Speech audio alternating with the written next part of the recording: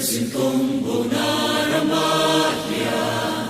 tui thu kata min shuai suaka munra chile she om na apo kamuta e karin chanchu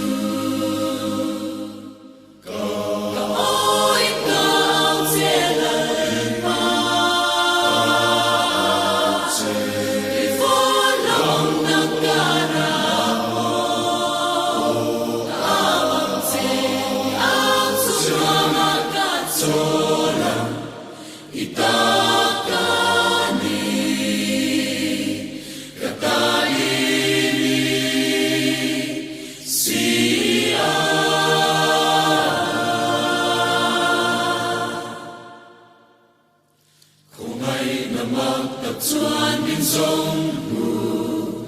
ikut saki min shuai sela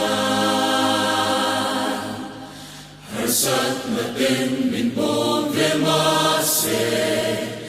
eng lai po i mi lo cher reng si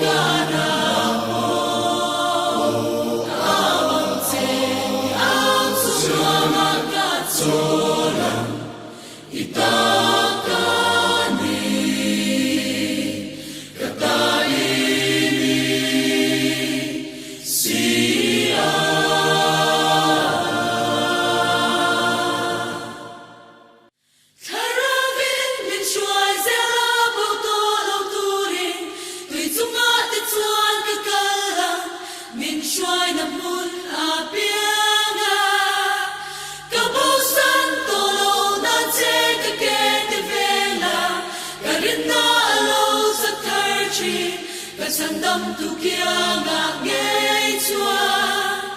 Karavin min shuai zela bao tô lâu tu rin Tui chung ngã ta chuan ka kalam min shuai na apia ngã chua Ka bao san tô lâu na che ka ke te vela Ka rin na alo chak thar chi Ka san dam tu kia ngạc nghe chua